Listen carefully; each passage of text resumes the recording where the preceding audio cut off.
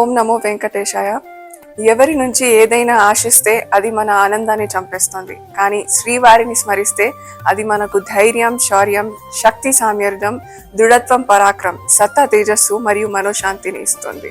జీవితంలో అనుకూల ప్రతికూల పరిస్థితులు రావడం సహజం. కానీ కొన్నిసార్లు మనది కానిది ఎప్పుడు మనకు సొంతం కాదు, మరియు మనకు సొంతమైనది ఎప్పుడు మనకు దూరం కాదు. కావున శ్రీనివాసుడి భక్తి మనకు సొంతం మరియు అదే ముక్తికి మార్గం. అందుకే చెప్తాను, మన సనాతన ధర్మం మరియు ఆగమ శాస్త్రాల ద్వారా మనకు లభించిన ఆచారాలు ఉదయం నుంచి సాయంత్రం వరకు మనము అనుసరించే ప్రతి కర్మలోనూ వేద స్వరూపంగా ప్రకాశించేది గోవిందుని కథ. ప్రస్తుత సమయంలో నమ్మెంత మంచి వాళ్ళు లేరు, నమ్మలేనంత చెడ్డవాళ్ళు లేరు. అవసరానికి తగ్గట్టు మారడమే మనిషి స్వభావం. అందుకే తిరుమల వెంకటేశ్వర స్వామిని నమ్మడం నా తుది ధర్మము. ఆ తిరుమలేశుడితో నా బంధాన్ని బలపరుచుకుంటూ ఆ గోవిందుడి నామస్మరణంలో నిరంతరంగా లీనమైతే జీవితం నుంచి అన్ని నష్ట కష్టాలు దూరం అవుతాయి అనేసి నా నమ్మకం. ఎందుకంటే దేవ ఋషి నారదుడి నాదంలోను, బ్రహ్మ ఋషి వేదవ్యాసుని వాణిలోను పావనత, పునీతత్వం, దైవత్వాన్ని ప్రసాదిస్తూ వీధి వీధుల్లో విరాజిల్లేది వెంకటాచలపతి నామస్మరణ. వాస్తవంగా చెప్పాలంటే విశ్రాంతిగా శయనిస్తున్న శ్రీనివాసుడు నిద్ర లేచి భక్తులందరిపై తన కరుణ, కృప మరియు అనుగ్రహాలను కురిపిస్తాడు. ఆ దైవానుగ్రహం వల్లే ప్రతి ఒక్క భక్తుడి జీవితం నిలబడుతుంది.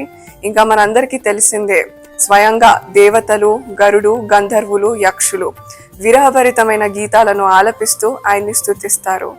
ఈ పవిత్రమైన అరుణోదయ వేళ మనకు ఒక ఆధ్యాత్మిక మరియు అపూర్వమైన శక్తిని ప్రసాదిస్తోంది. కావున ఈ ఉదయాన్న శ్రీవారి దర్శనం చేసుకోవడం నా అదృష్టంగా భావిస్తున్నాను. వెంకటేశ్వర స్వామి తన అందమైన దివ్య ముఖ దర్శనంతో అందరినీ ఆశీర్వాదించమని మరియు ఆయురారోగ్యాలతో ప్రసాదించమని భక్తితో ప్రార్థిస్తున్నాను. ఇంకా వినయంతో, భక్తితో అర్పిస్తున్న మా ప్రార్థనలను స్వీకరించాలి మరియు దైవ అపార కృపతో మా విన్నపాలను దయతో గ్రహించాలని మనస్ఫూర్తిగా కోరుకుంటున్నాను. ప్రతిసారి తిరుమలకి వచ్చినప్పుడు ఏడుకొండలవాడ వెంకటరమణ గోవింద అని మనసారా పిలుస్తూ భక్తుల దైవ జయనాదాలు నడుమ ఒక అలౌకికమైన ఆనందానుభూతి కలుగుతోంది. కుళ్ళిన కూరగాయలతో మంచి భోజనం చేయలేనట్లే మనసులో చెడు ఆలోచనలు పెట్టుకొని ఎంతగా ప్రార్థించినా ఆ శ్రీనివాసుడి కృప మనకు దక్కదు.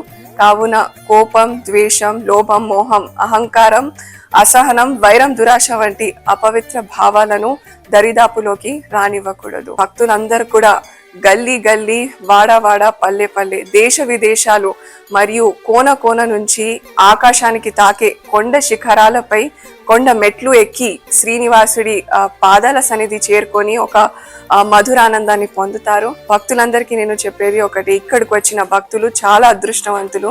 ఎందుకంటే శ్రీనివాసుడి ఆశీర్వాదం పొందితే ధనం, ధాన్యం పెరుగుతుంది, శక్తి వెలుగుతుంది, అధికారం బలపడుతుంది మరియు జీవితం సార్థకం అవుతుంది అని నేను చెప్పగలను.